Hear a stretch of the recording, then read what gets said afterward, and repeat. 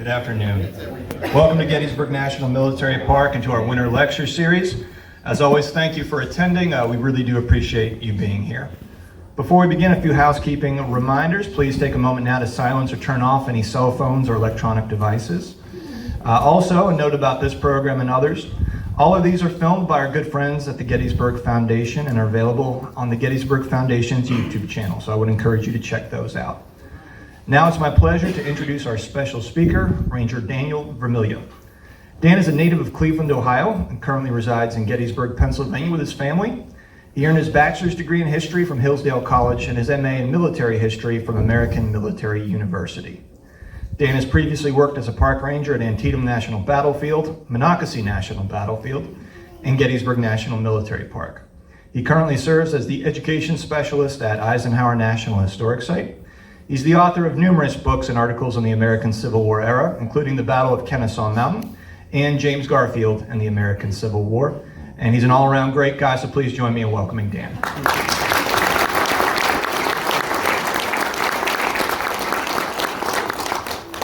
Thank you, Chris. Thank you, everyone, for coming out today. Big thanks to Gettysburg for having me back for the Winter Lecture Series. It's nice to be here. I'll also say that I brought my baseball Cleveland Guardians tea mug here. I know that it's cold out, we're getting snow tomorrow, but there is hope. Spring training baseball is starting, so we'll start with that on a hopeful note. But again, thank you for having me here today. Thank you, everybody, for coming out this afternoon. We have a lot of ground to cover for our program here today, so I'm going to go ahead and dive right in. Our topic today is a very large one, and it's a very well-known topic, the history of Gettysburg National Cemetery. You felt even a couple times a little daunting trying to find a way to tackle this topic within 45 minutes to an hour. But hopefully what we're going to do today is take a new approach or a different approach to a very, very well-known place by asking a very, very basic question, which maybe those of us who live here, who work here, who spend a lot of time here don't always stop and ask ourselves, which is, what is the meaning of this place? It's a very important question. And to start, we're going to begin with a story that will help kind of guide our approach here this afternoon. In August of 2024, I was taking a walk through the National Cemetery, and every time I'm there, I always try to notice something new, a different headstone, a different tree, a different terrain feature. And this particular day, I noticed the grave of Charles W. Davis, Lieutenant Charles Davis. I noticed his death date was September 5th of 1944. At this time, we were just a few weeks away from the 80th anniversary of that. So I took note of it. When I got back to my office, I started researching Charles a little bit, noticed he was born March 17th of 1925, a native of Swissvale, Pennsylvania in Allegheny County. His parents were named Faye and Nancy, and he had two sisters. And I learned that he served in the U.S. Army's 8th Air Force in the Second World War. He was 5 feet 6 inches tall, weighed 160 pounds, and he was a navigator bombardier on a B-24 Liberator with the 566 Bomb Squadron, 389th Bomb Group. And by September of 1944, Charles had flown 20 missions and was decorated for bravery.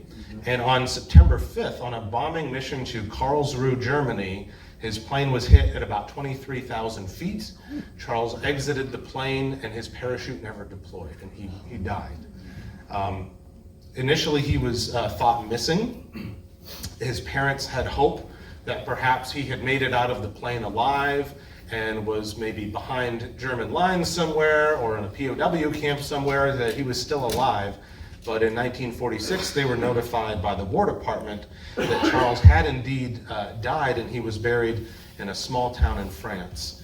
That is where he was buried. Now, when 1947 came around, we'll talk about this a little bit more a little bit later, the U.S. Army, the U.S. government began reinterring or giving families the choice of where they wanted their loved ones who died during World War II to be buried.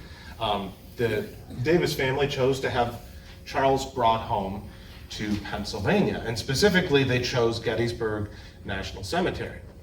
Now, they were told that the cemetery was closed, that there wasn't further space at that point. They reached out to their congressman. There was some administrative correspondence and back and forth, and in that it was noted that the parents were, quote, interested in this case, the congressman, I should say, was interested in this case on behalf of the parents, who are extremely desirous that the body be buried at Gettysburg in accordance with wishes expressed by their son while he was still home in Pennsylvania. So we can read that to mean that before Charles left the United States to serve overseas in Europe, he had told his parents if something happened, he wanted to be buried here in Gettysburg. Ultimately, a spot was opened up for Charles, and he was buried here in Gettysburg National Cemetery. His parents were very moved by this, saying, "It is with a deep sense of pride and a sincere feeling of gratitude to learn that our soldier son, First Lieutenant Charles W. Davis, is to be buried at the Gettysburg National Cemetery." And the note closed, "No words can express our heartfelt appreciation of this honor."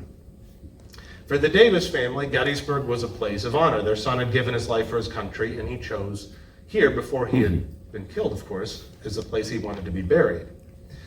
And what does that say about this place that is so well known to so many?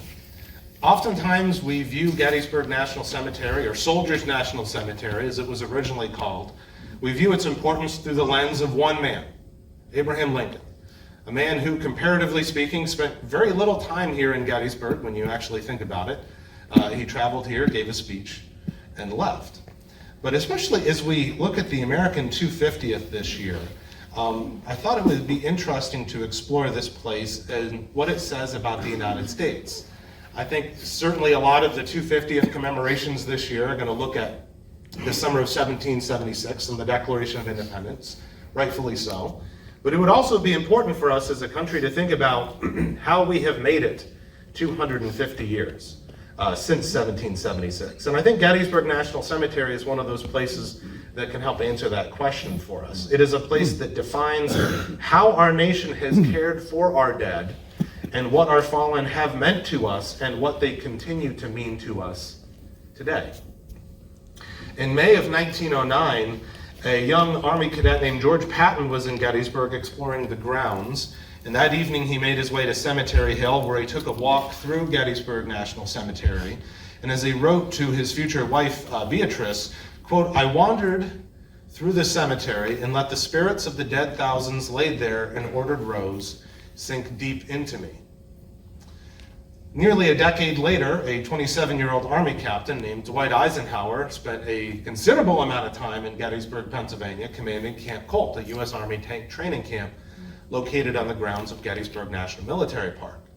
And while Eisenhower was at Camp Colt, much like his friend George Patton had done years before, he liked going to the National Cemetery to find inspiration from that place that he used to meet the challenges that he was facing at Camp Colt. This is a place of inspiration that has meaning for generations of Americans. It's a place that we commemorate, such as the illumination pictured here in the cemetery from a couple years ago in November.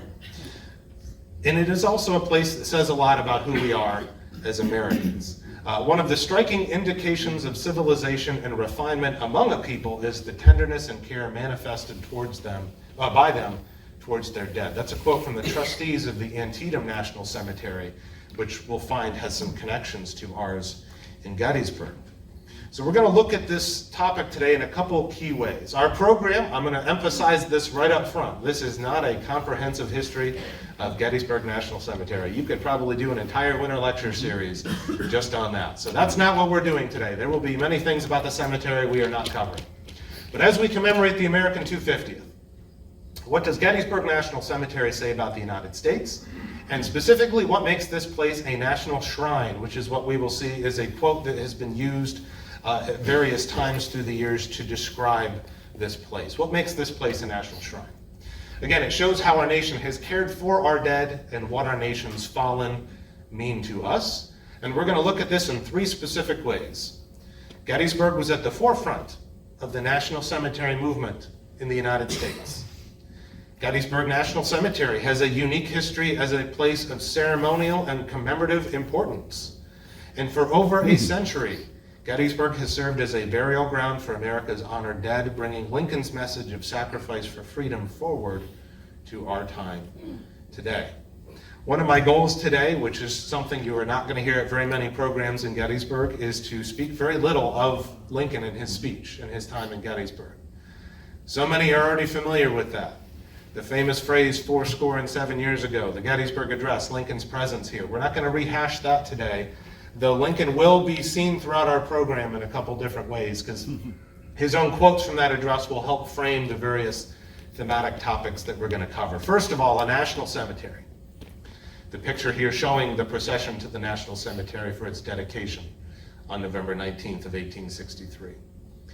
Created out of necessity, Gettysburg was at the forefront of the National Cemetery movement in the United States. The creation of the Soldiers' National Cemetery, as it was originally known, was in some ways unique, and in other ways it was representative of other Civil War era cemeteries. And it set an example for how America cares for its fallen. And as Lincoln said when he spoke here, we are engaged in a great Civil War. That Civil War propelled the need for national cemeteries in the United States of America, because prior to the Civil War, we did not have a uniform system for caring for our country's dead. This is something that is born out of necessity. In July of 1862, with casualties mounting rapidly as this war stretches on into its second year, Congress authorized the creation of national cemeteries, that the President and the War Department could create cemeteries for the burial of United States service members who died during the conflict. And there were 14 cemeteries like this created in 1861 and 1862.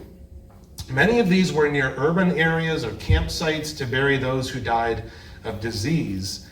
Gettysburg was at the forefront of this, coming from urban areas or campsites to battlefields, which sounds weird that the first cemeteries were not really associated with major battles. Certainly there were burial grounds associated with major battles, but the big formal government creation of cemeteries is stemming out of what happened here at Gettysburg. And it's a belief that's being held at various levels of American society and life. Ordinary citizens, state officials, federal government officials are all watching what is happening with the rapidly increasing loss of life during the Civil War and thinking, we need something to handle this. There's an excellent book by Drew Gilpin Faust, This Republic of Suffering About Death in the American Civil War, where she is quoted, "The establishment of the Gettysburg Cemetery marked the beginning of significant shifts in attitude and policy produced by the nation's confrontation with Civil War slaughter." And she went on to say Gettysburg represented particularly an important turning point. The picture here is one of those early cemeteries, the Alexandria National Cemetery. Because in the aftermath of Gettysburg, scenes like these are taking place across this broad landscape. The sights, the sounds, the smells in the aftermath of this battle here in the summer of 1863 were sickening. It was a massive man-made disaster here across a many-mile radius extending around this town. The bodies of the dead pictured here in this photograph towards me, many of them buried where they fell or near where they fell in temporary graves and farm fields. But at some point, these temporary burial grounds needed to go back to being farm fields. There are problems being created by this. There's also questions about whether it's appropriate for such hastily done burials for those who are fighting and dying for their country. None other than David Wills, noted Gettysburg attorney and impetus of the National Cemetery here, would note, "Our dead are lying on the field unburied. In many instances, arms and legs and heads protrude, and my attention has been directed to several places where hogs were rooting out the bodies. Humanity calls on us to take measures to remedy this." And thus efforts were put underway by Wills and many others, including Pennsylvania Governor Andrew Curtin, to create a cemetery for the burial of United States dead from Gettysburg. This was a state-led effort. Pennsylvania is taking the lead in conjunction with other northern states, providing funding for this. When there are questions about why no Confederates were intentionally included in this, it's because funding is coming from northern states. And some of them are giving that funding with the Disclaimer that if you include Confederates, we're not giving our money for this. The Civil War is still very much going on. It would be decades before the blue and the gray would be considered countrymen again on a broad scale. But the work goes on in the fall of 1863. You can see burial crews here disinterring bodies to make their way over towards the newly created cemetery, being created in the fall of 1863 and the spring of 1864. The cemetery was, of course, famously dedicated in November of 1863, with over 3,500 United States soldiers being buried here in Gettysburg. And as Faust would write of this, the establishment of the Gettysburg Cemetery, the engagement of the Union government in these matters, first made highly visible in the Gettysburg dedication ceremonies, acknowledged a new public importance for the dead. No longer simply the responsibility of their families, they and their loss now belonged to the nation. These men had given their lives that the nation might live, their bodies repositories of their selfhood and surviving identity, as Harper's had put it, deserve the nation's recognition and care.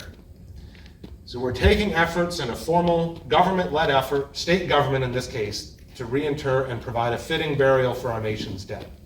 The federal government involvement initially is the presence for the dedication of it. We could also say that William Saunders, Scottish landscape architect who worked for the Agriculture Department, being given over to help design the landscape for this, also is a sign of the federal government's involvement in the creation of this cemetery. Saunders' plan, which is seen here, relied on this essential idea. The principal expression of the improvement should be that produced by simple grandeur and propriety. He thought it important there be state sections, though the state sections be as equal in display and layout as possible. He thought it be possible that the cemetery grounds be cultivated as to bring about a certain meaning or a certain feeling for those visiting this landscape. And yes, he thought it important that there be a central monument in the center of this cemetery. Saunders' plan for Gettysburg, depicted here in this layout, ended up being a guide or very, very influential for other Civil War cemeteries. And I want to say a word about this with the timing.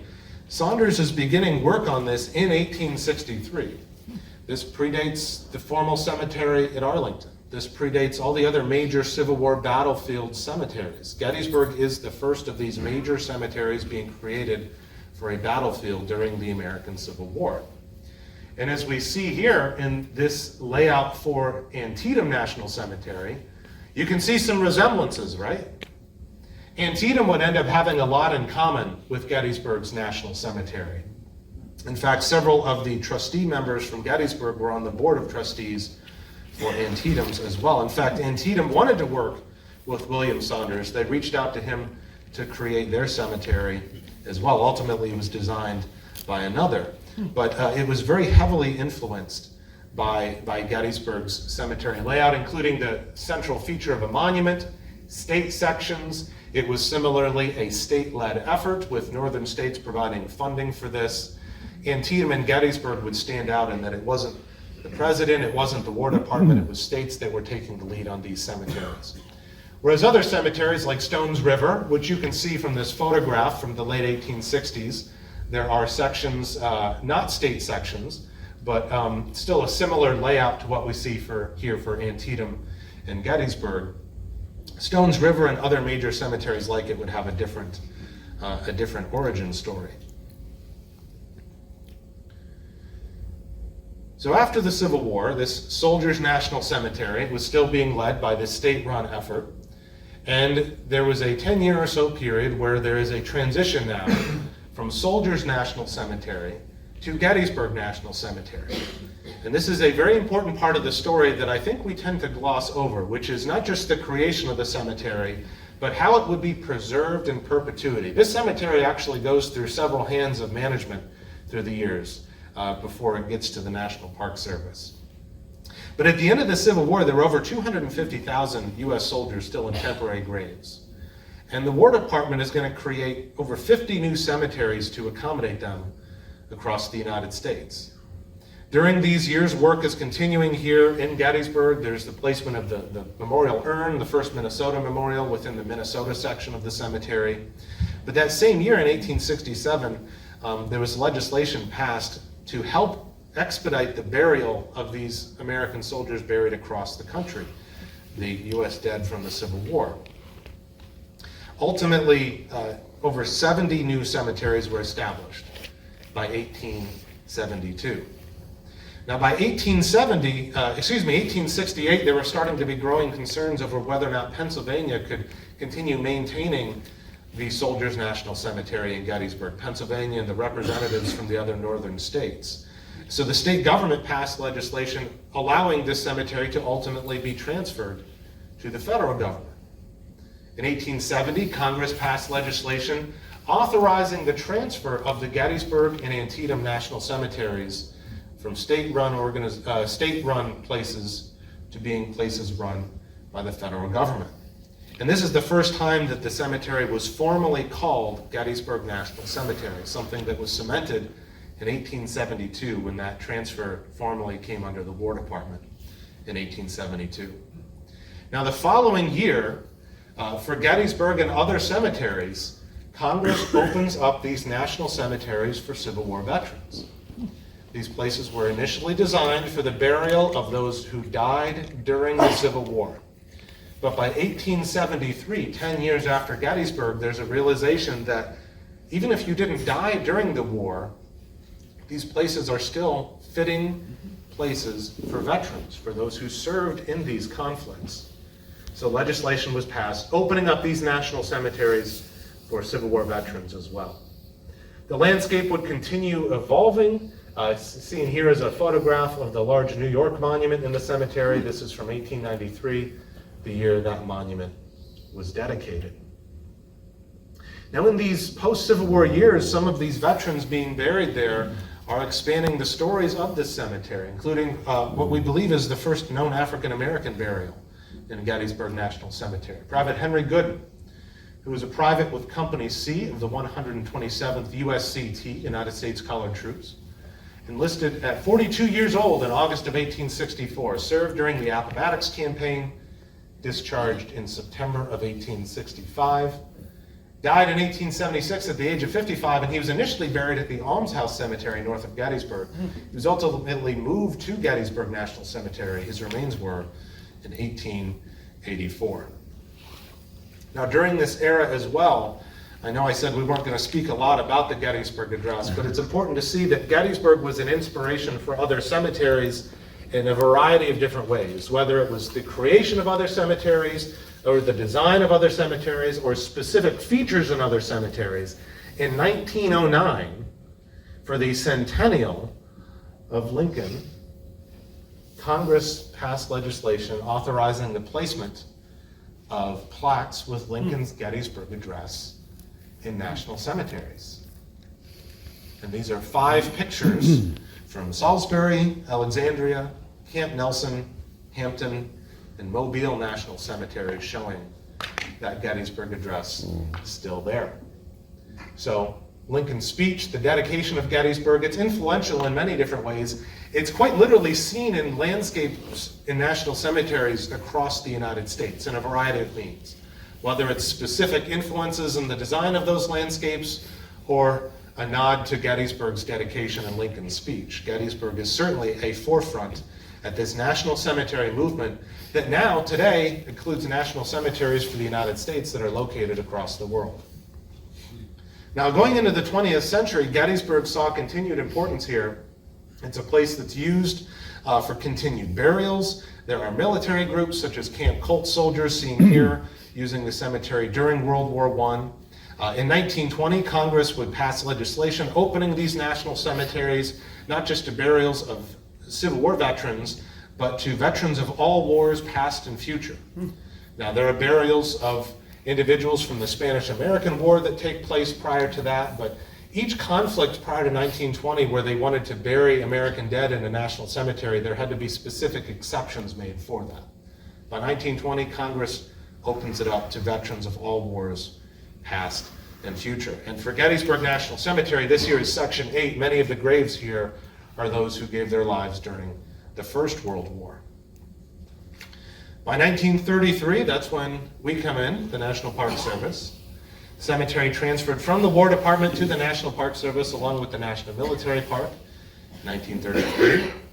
What you see here are civilian conservation corps projects ongoing in the cemetery in the 1930s.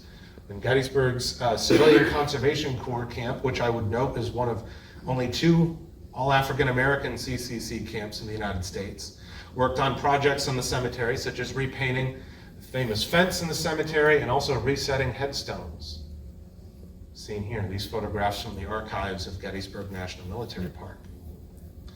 Ultimately, there would be expansions during this time because of the Second World War, as well as veterans passing away. Ultimately, the Vietnam War, the creation of the annex, which we'll see here in a moment.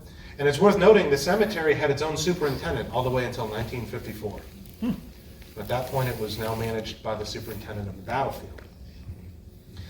During this era, this is one of the sections created during World War II for veterans from the First World War who are passing away. It's also a place where there are some stateside training fatalities who are being buried here in this section, Section 1. But in the years after World War II, there's this, as we noted earlier, a large push to bring back America's fallen. Ultimately, 171,000 fallen Americans from the Second World War were brought back to the United States at the request of their families. And so many families requested Gettysburg, they actually limited it to no more than 600 who could be buried here, because they projected as many as 6,000 to 7,000 new graves at the cemetery, which would permanently alter the cemetery's historic landscape. But it was projected by the National Park Service that so many requested this place for their loved ones' burial because of Gettysburg's importance, quote, as a national shrine. That's a quote from the Gettysburg Times. Another quote from the time from 1947 from a Mr. Timmons from the Albert Lentz chapter of the American Legion, the local American Legion chapter. There are many mothers in all parts of the country who would like to have their sons buried at Gettysburg because it is a national shrine. The title of our program there, National Shrine. So this is a place that is continuing to evolve. It's continuing to be a fitting burial ground. With these veterans passing away, with World War II dead being buried here, there are new sections created for the cemetery. Section 3 behind the Lincoln Address Memorial, sections around the outer walkway, and ultimately, in 1948, legislation was passed authorizing the expansion of the cemetery with the addition of an annex, which would finally be coming into NPS management in 1963. And it's worth noting that Gettysburg is the only one of the original Civil War era cemeteries managed by the National Park Service to expand, to be enlarged in its grounds. There are 14 Civil War cemeteries the NPS manages today. Gettysburg is the only one to be enlarged through an act of Congress. And that was done with the annex, with these photographs showing the annex in the late 1960s with burials ongoing, and the early 1970s, again from the Gettysburg National Military Park archives. By the time the annex reached capacity and the cemetery was closed to further arrangements in 1972, over 6,800 interments in Gettysburg National Cemetery. But with this place having so many dead here from so many different generations, it also has an immense ceremonial importance for our country, one that extends far beyond November 19th of 1863. It has witnessed not just Lincoln, but from this rostrum seen pictured here in 1901, many other presidents and dignitaries. And the irony is that, Lincoln's line, "The world will little no longer remember what we say here," his speech is the one that always remembered, right? But all of these other ceremonial speeches given there, they're the ones that we do tend to overlook. Those words are often applied, or I think are very true for those. This is a communal place. It's a place where the people of Gettysburg come to commemorate Memorial Days each year. And in November, we come to commemorate dedication days. What you see here is a Decoration Day or Memorial Day from 1935, a parade coming to the cemetery at the Baltimore Street Gate. It's a place where flags are placed, such as what these children are doing here in the early 1960s. And in more recent years, it's a place where people become citizens of our great country, which is such a powerful moment that happens there every year on November 19th. And it's also a place where American leaders have come to use the past to talk about challenges our country is facing. This picture I wanted to throw in there just because I came across it and I thought it was really, really cool. This is Adlai Stevenson speaking in the cemetery on November 19th of 1952. And if you're doing the math along at home or here in the theater, you might be thinking, wait, isn't that the same month that he lost the presidential election to Dwight Eisenhower? Yes, it is. So just a couple weeks earlier, he lost rather handily to Gettysburg's own Dwight Eisenhower. And a couple weeks after that, he thinks, you know what, I'm still going to come and speak in Gettysburg National Cemetery. Poor Adlai Stevenson. Good news, you get nominated to run for president twice. Bad news, you have to run against Eisenhower both times. Anyways. But many of those who were elected president did come here to speak. The first of them, post-Lincoln, is Rutherford B. Hayes, Civil War veteran. His speech was actually shorter than Lincoln's. For all the discussion of Lincoln's speech being so short, Hayes actually outdid Lincoln in brevity with only 250 words. But he began a trend of using this place and Lincoln's example to talk about the challenges the United States was facing. If our assembling in this place shall fitly honor the men we now wish remembered with gratitude, it will be because holding these scenes and contemplating the example of the heroes who made Gettysburg illustrious, we shall be able to estimate more wisely the value of our country and hover institutions and be better prepared for the duties which under providence have devolved upon us. Lincoln used the example of Gettysburg in the Civil War to talk about the challenges the country was facing. This place continued as a ceremonial setting for leaders coming in the future since then, in the coming decades and generations, to do the same thing. Next up is Teddy Roosevelt, who's seen walking up from Ziegler's Grove to the cemetery right here, doffing his hat. This is the first of two speeches TR gave in Gettysburg. This was May 30th of 1904. So Hayes was at 250 words. Do we think TR was over or under that? Over. Over. Considerably over. Over 2,300 words for TR. His speech is a very Teddy Roosevelt speech. I read a quote from it to one of my friends and colleagues this week, and as soon as I finished reading the quote, the very first thing my friend said was, yep, that's Teddy Roosevelt. All are at one now, the sons of those who wore the blue and the sons of those who wore the gray, and all can unite in paying respect to the memory of those who fell, each of them giving for his life, for his duty as he saw it, and all should be at one in learning from the deaths of these men how to live usefully, while the times call for the performance of the countless necessary duties of everyday life, and how to hold ourselves ready to die nobly, should the nation ever again demand of her sons the splendid ultimate proof of loyalty to her and to the flag. Roosevelt came back again in 1912, spoke again in the National Cemetery, saying this: if we refuse to face the fact that there are great existing evils and that we must try to solve them, then we shall prepare disaster to ourselves in the future. And we shall no less prepare disaster for ourselves if we fail to work with Lincoln's broad kindliness of spirit toward all our fellow citizens, with malice toward none, with charity to all, striving resolutely to accomplish our ends, but frowning on all vindictiveness and doing everything in our power to prevent rankling hatred. This place was fitting enough and powerful enough to be used by presidents to come here and use this as an example guiding the country forward. Calvin Coolidge in May of 1928, Memorial Day once again, used his speech to talk about the standing of the United States in the world in 1928 and the attainment of peace as a fitting fulfillment of Gettysburg. And specifically, he spoke of and called for the passing of something that would be known as the Kellogg-Briand Pact of 1928. And if anyone here is not familiar with that, and doesn't remember your late 1920s history, which I know is my favorite time of history, it was an international agreement where major powers decided in the late 1920s, a decade after the end of the Great War, that they would pledge to never again use war to resolve international disputes. Some of the signatories of this were the United States, France, and Germany. But in his speech, Coolidge said, "We have gathered to pay tribute to our soldier dead. This day is consecrated to their memory. It seems to me that the greatest honor that we can do to those who have died on the field of battle, that this republic might live, is soberly to pledge ourselves to bend our every effort to prevent any recurrence of war." 2 years later, President Herbert Hoover speaks in the National Cemetery.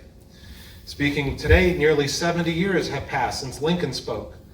"Ours is a new day, and ours new problems of the republic. There are times when these problems loom ominous and their solution difficult. Yet great as our difficulties may sometimes seem, we would be of little courage if in our concerns we had less of faith than Lincoln had in his far greater task." 4 years later, seen in these pictures from the park archives, President Franklin Roosevelt traveled to Gettysburg to speak on May 30th of 1934. He began by calling Gettysburg, Valley Forge, and Philadelphia holy ground. He drew upon Washington, talking of national pride and speaking regrettingly of the ultimate development of sectionalism in the United States. But he noted, "We are all brothers now, brothers in a new understanding." He went on to say, here at Gettysburg, here in the presence of the spirits of those who fell on this ground, we give renewed assurance that the passions of war are moldering in the tombs of time, and the purposes of peace are flowing today in the hearts of a united people. Of course, Roosevelt, speaking of peace here, would himself become a wartime president. Now, our next president speech here was given by someone who wasn't president when he gave these remarks. Vice President Lyndon Johnson would tragically become president several months after this speech was given, when John F. Kennedy was assassinated. But this was May of 1963. LBJ came in via helicopter, landed at the high school athletic field. I just thought it was interesting envisioning LBJ coming into Gettysburg on a helicopter.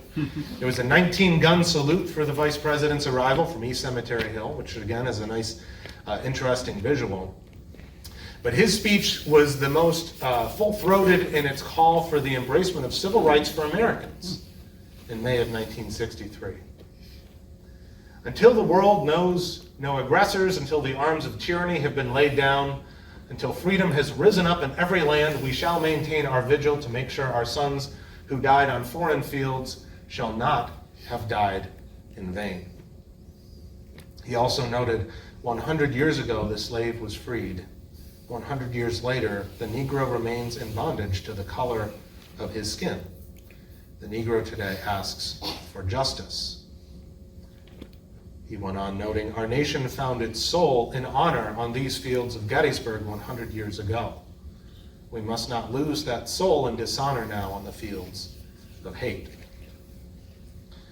Well, several months later, the same month that Vice President Johnson became President Johnson, in fact, just 3 days before that, former President Dwight D. Eisenhower spoke in the National Cemetery, Gettysburg's most famous resident.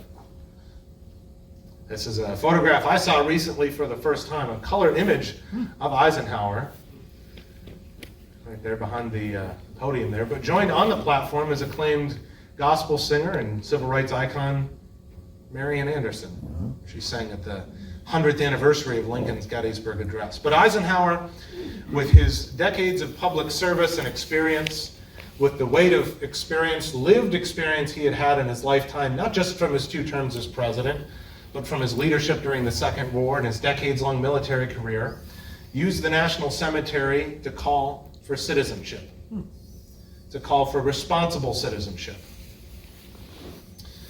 saying in part,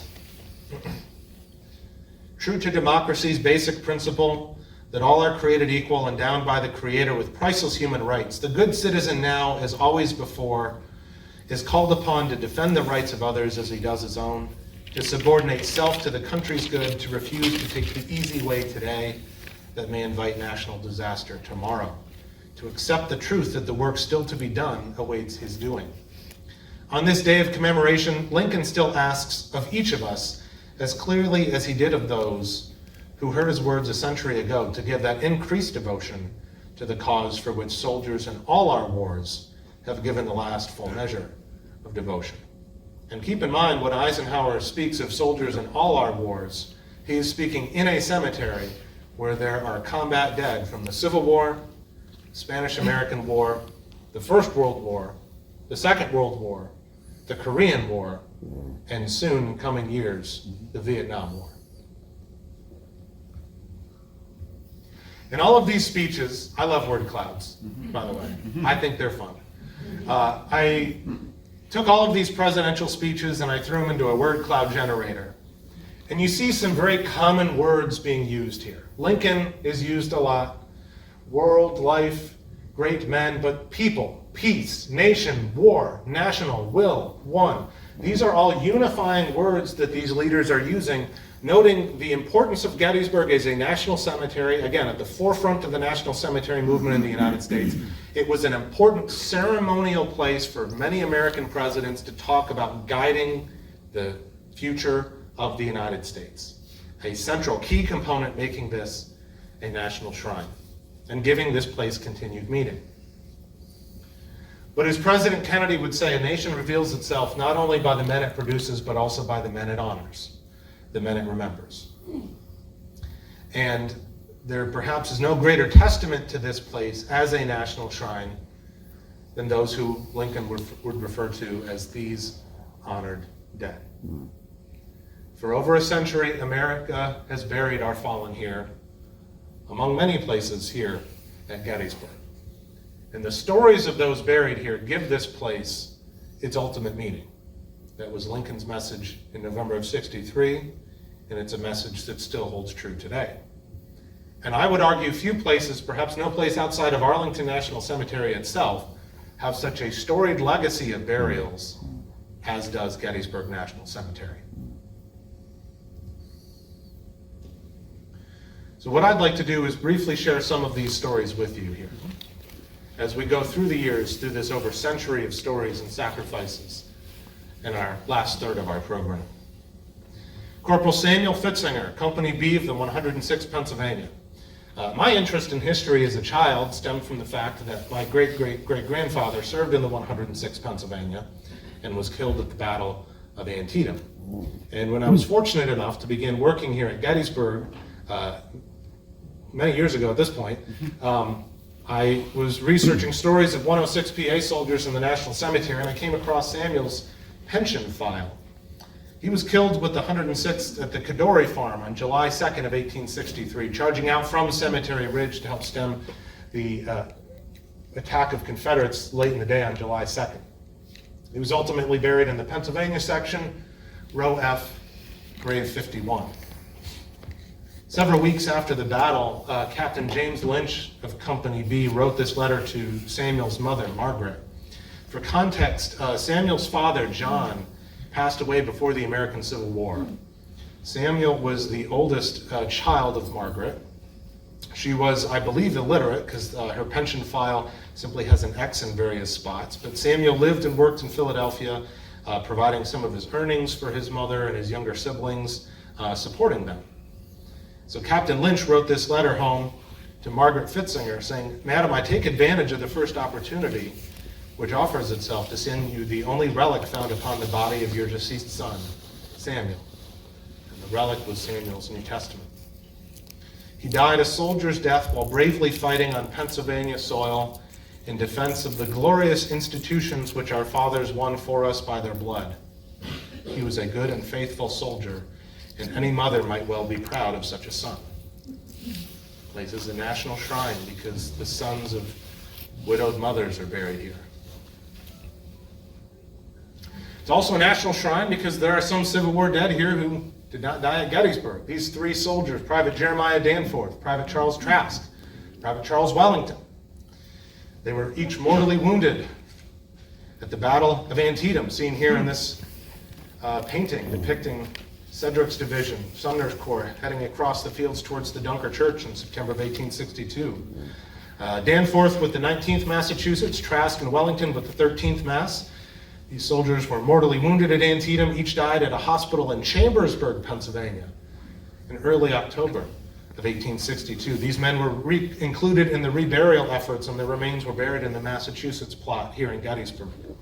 They were mortally wounded at the battle that led to the Emancipation Proclamation, and they were buried in the cemetery where Lincoln proclaimed a new birth of freedom. Sergeant John Jones was born in Wales the year after the Civil War ended. So how did he end up here? Well, his family moved to the United States in the 1880s. They settled near Scranton, Pennsylvania. Quartermaster Sergeant Jones enlisted in the U.S. Army in 1887. He was engaged in campaigns in the West against Native Americans in 1890. In 1898, he was still serving in the U.S. Army in Company E of the 7th U.S. in Cuba. He was killed in battle July 1st of 1898 at Santiago, Cuba. We know from an account, Sergeant Jones was, quote, buried about 75 yards in the rear of where he fell with 34 others of his regiment. He fought and died bravely. He was shot through the forehead and never uttered a word after being hit, dying almost instantly. In late 1898, there was a decision from the U.S. Army Judge Advocate General that the soldiers of the war with Spain may be buried in the National Cemetery at Gettysburg. Not long after that, Jones's body was disinterred from Cuba, placed into a box, hermetically sealed, and sent home to Pennsylvania for final burial. It arrived here in Gettysburg with no prior notice. The superintendent of the cemetery, Calvin Hamilton, was not informed. But just a couple years before, a spot had been opened in the regulars plot when Private John Pine, Company I, 3rd U.S. Infantry, who had been wounded on July 2nd of 1863, died of those wounds July 25th of 1863. In 1896, his remains were sent to a cemetery in Rochester, New York. So there was a vacant grave in the U.S. regular section. Well, here, Quartermaster Sergeant Jones served in the 7th U.S. Infantry. His remains arriving without notification, Superintendent Hamilton saw to it that he was buried in the U.S. regular section, killed in action during the Spanish-American War. From Cuba to the Great War, to the Western Front, Private Albert Lentz, one of Gettysburg's own, born here in Gettysburg in 1892. He served as a private in the headquarters company for the 18th Infantry Regiment, 1st Infantry Division. He was killed by an artillery shell at the age of 25 near Cantigny in April of 1918, April 27th of 1918. He was initially buried in an American cemetery in France that year as the United States was developing cemeteries across the Western Front. By 1921, at the request of his family, his remains were brought home, and he was buried in Gettysburg National Cemetery on Monday, April 4th of 1921. There were over 3,500 people in attendance for his funeral on the town square in Gettysburg. They followed the same procession that Lincoln had taken in November of 1863. And in his oration that day, Reverend Harry Daniels said of Lentz, Albert Lentz is not dead. It is true his body lies here before us, but Albert Lentz was never more alive than now. Though we bury his body, his soul goes marching on, and from the manner of his death, his comrades will take increased devotion to their country. These boys and girls will be inspired with the spirit of Albert Lentz and will all highly resolve to be more worthy of the government and land for which he died. In a poem written about him by his sister, published in a local newspaper, "Dear brother, how we miss thee, your death to us was a loss. You fought your battle here on earth to be a soldier of the cross. He gave his life for his country, his spirit has gently fled, and now he lies as a hero among the honored dead." Albert was the first native son of Adams County to die in the First World War, and he was the first to be buried here. Tragically, well, I should note the local American Legion chapter was named after Albert Lentz. They are seen here gathered around his grave with several NPS staff for an Armistice Day observance. And we believe this was 1940. But from the First World War to the Second World War, Gettysburg would continue as a national shrine. Hospital Apprentice First Class George S. Paluski is one of the highest decorated individuals buried here in Gettysburg, Pennsylvania. He was born February 22nd, 1922. Tomorrow would be his birthday. His parents, George and Marion, were both immigrants from Poland. He enlisted in the United States Navy at the age of 20 in 1942. On September 11th of 1943, his ship, the USS Savannah, was off the coast of Salerno when it was struck by a German glide bomb.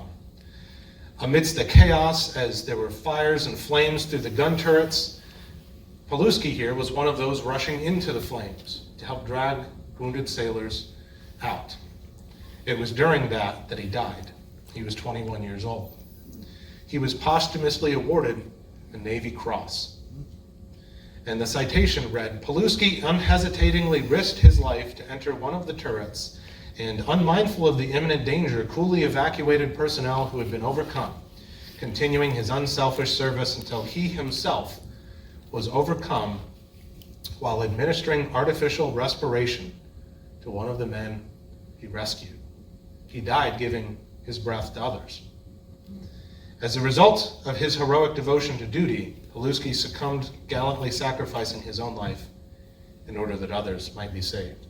And I want to point out, this is an actual photograph from the Savannah on September 11th of 1943, showing other hospital apprenticed and Navy corpsmen helping wounded sailors. We don't know if Paluski's in this photograph, but this shows exactly what he was doing while he died.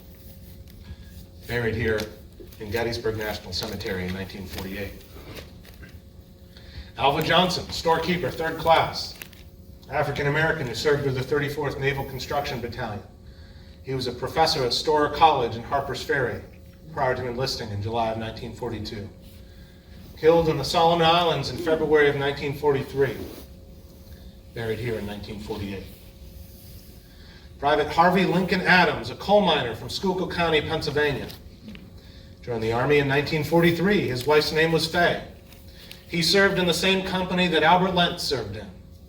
Headquarters Company, 18th Infantry, 1st Infantry Division. He was killed in action on Omaha Beach on June 6 of 1944. He would never know that his son, Harvey Lee Adams, was born the day prior. He was buried here in 1947, one of 14 D-Day casualties buried here in Gettysburg. Not all of those with stones here in Gettysburg rest here.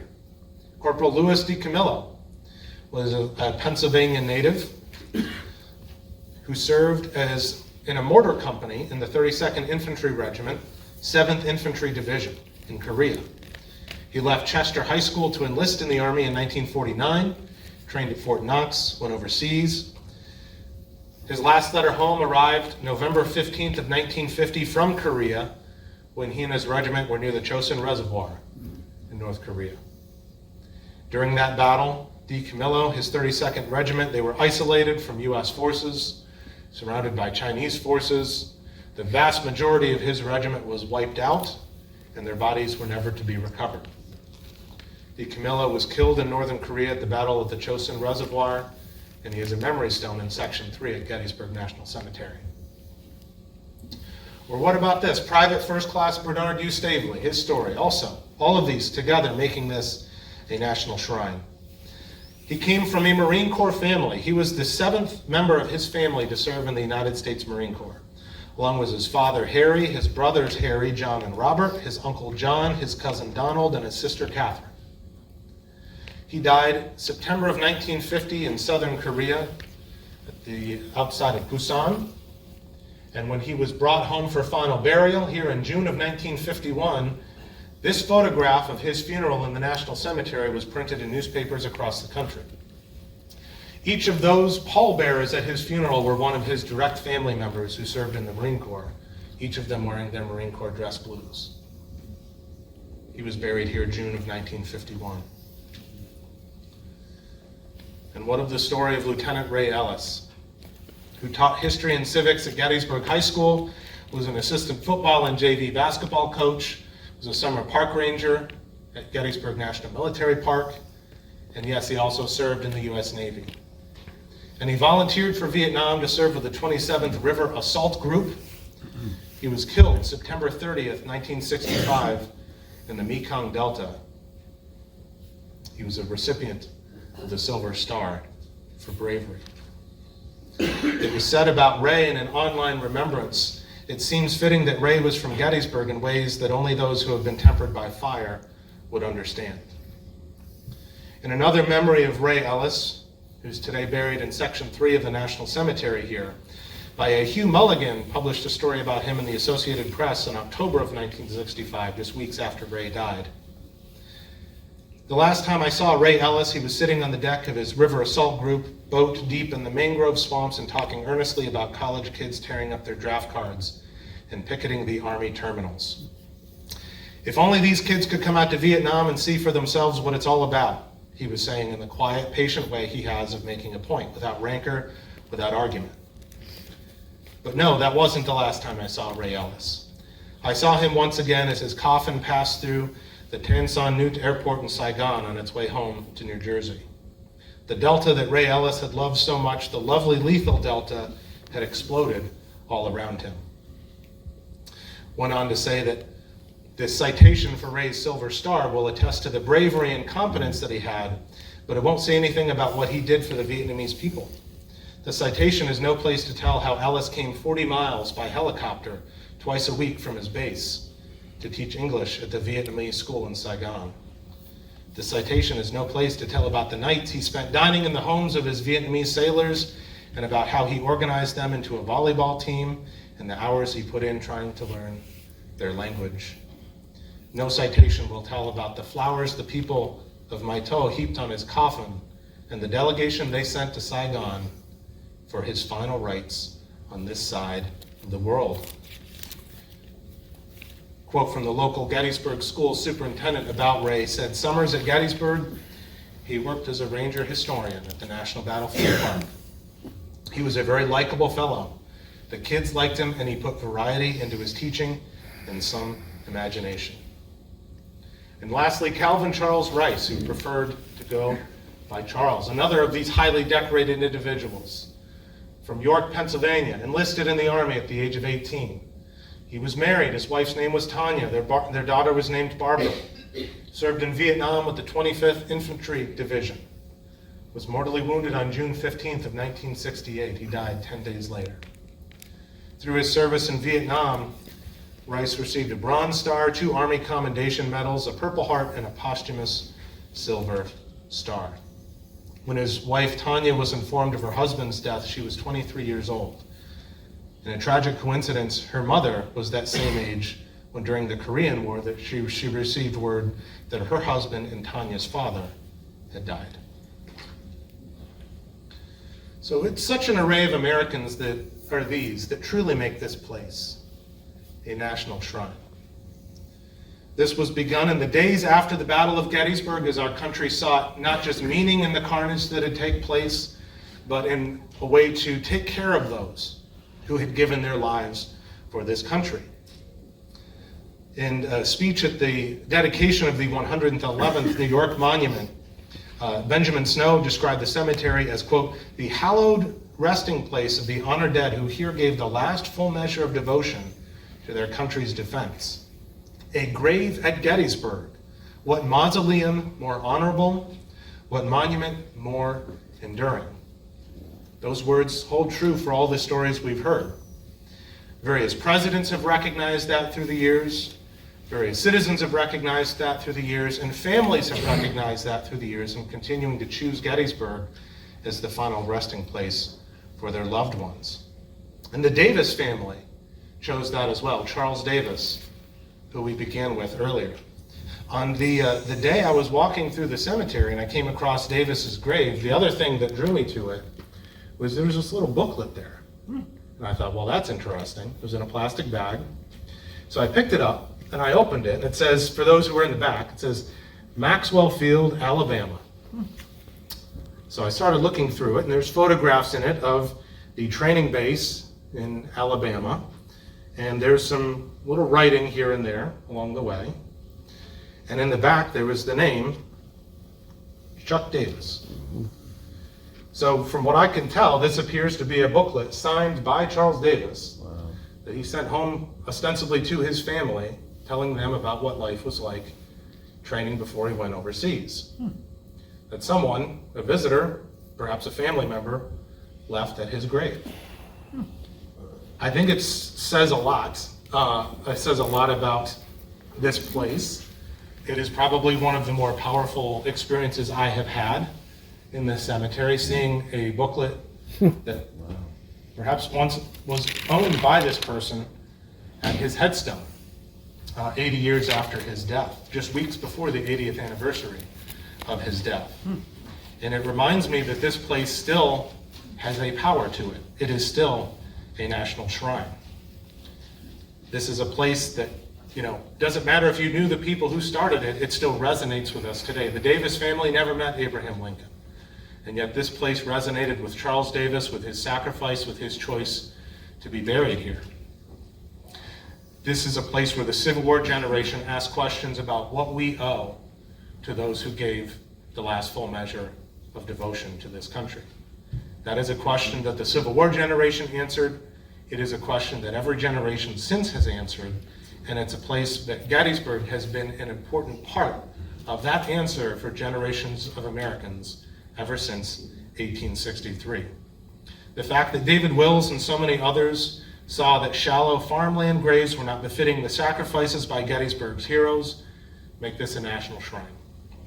The fact that so many presidents have spoken here and used the example of those from the past to try to make better versions of ourselves and a better country for ourselves in their day and in the future makes this place a national shrine. And the fact that Charles Davis, Calvin Charles Rice, Ray Ellis, Bernard Stavely, Louis D. Camillo, Henry Lincoln Adams, Harvey Lincoln Adams, Alva Johnson, George Paluski, Albert Lentz, John Jones, Samuel Fitzinger, and so many others are buried or remembered here is a testament to this place as a national shrine. As we reflect on 250 years, we need to think about the people who made this a national shrine, and this reminds us of the debt that we owe to those who've made 250 years possible. And at the 250th, perhaps a question about how we can continue to honor their sacrifices and continue to make ourselves worthy of places such as Gettysburg National Cemetery. So I want to thank you all for coming out here this afternoon and for joining us for our program today.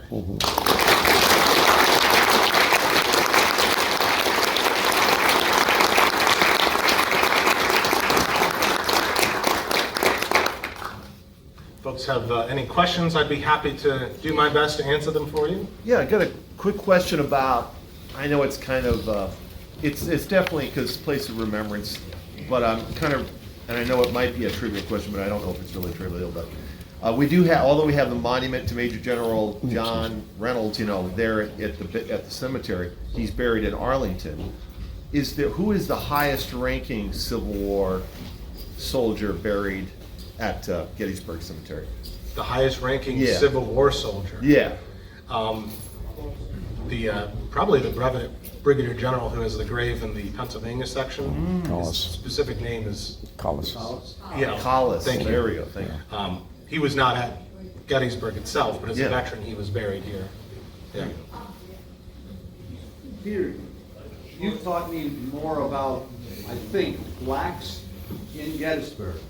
You do write about that sometimes, right? I don't really write much about it. My colleague John Hoptack and I have done a cemetery tour talking about African Americans in the cemetery before. Okay, so I might be pronouncing this name wrong. Fleming Devan, does that mean anything to you? He lived at the intersection of Tawnytown Road and Emmitsburg Road. Okay. He's an African American who enlisted the day after the Gettysburg Address. He was at Fort William Penn. 3 months to the day later, February 20th, 1864, he takes a bullet to his right leg above the knee at the Battle of Olustee or Ocean Pines. He will be dead 5 weeks later. He had his leg amputated. There is an empty stone two down from the Henry Gooden stone that we saw. I can't remember the name of the other regular there, but there's an empty one. Okay. This stone is probably the closest stone still available to where Lincoln was speaking. Would it be possible if we ever found where Fleming DeVan was buried in Florida to bring his body and put it there? Is there anything, a statute that would make it impossible? I don't know if I'm the one to answer that question, but I'd say there's a lot of ifs in that. Yeah, I don't know if I could speak to that. Yeah. Other questions? Yes. Did I hear correctly, 3,500 of Gettysburg's surrounding townspeople were at the funeral ceremony for Lent? For Lent, yes. 3,500, and they came from, what was the... All around story Adams County, behind- yeah. What was the story behind that number of people? That's from local newspapers. There was a big to-do made of, that Lentz was the first from Adams County to die, the first to be brought home, that it was a big to-do that a lot of people in Adams County wanted to come out to commemorate that. Yeah, there was a service on the square and a procession and everything, yeah. Thank you. Yeah. If your relative passed away here on the Battle of Gettysburg, how were the families notified that they could come get them, and then maybe? Well, it's not as formalized as it is today. In 1863, it's letters home from fellow soldiers, from officers in the regiment, word of mouth making its way back. And then, one of the reasons why there were some families who were able to do that in Gettysburg is because there's a rail line here, and particularly because it's in the north, it's a little bit closer, so there's northern families who are able to do that. Now, I know we didn't speak much about Confederate stories here today. Those graves were taken south in the early 1870s. Those remains were taken south then. But yeah, it's not the formalized process today of official notifications through the War Defense Department or anything like that. It would have been letters from fellow service members or from officers in the regiment home. Yeah. Is there an honorary person who's buried in Gettysburg? Honorary first person? That's a really good question. If there is, I don't know it. And if anybody else does, feel free to chime in. Yeah, that's a great question. Even though it's closed to new burials, do people still try to request burials? To my knowledge, yes. I mean, there are still burials that do take place on occasion, but it would be for those who had prior arrangements or connections or had a spot. So there are still funerals there from time to time, just not very often. Yeah. Dan, the first Union soldier buried in this national cemetery, Enoch Felty of the 73rd Ohio. There you go. Thank you. All right. Well, folks, again, thanks for. Oh, yep. What will you do with your data? One last quick question. Upload it to Who YouTube. decided Okay. that bivouac of the dead will be used at Gettysburg and all around, right? That is another really good question. I knew the answer to that at one point. I would have to look that up to confirm it though. Because it's a Mexican War poem Mexican that's used frequently at a lot of Civil War cemeteries. It's very fitting for the spirit of it, but it was not written specifically about the Civil War. I would have to look that up to see how that came to be. Yeah. So, again, thanks for coming out, folks. Yeah.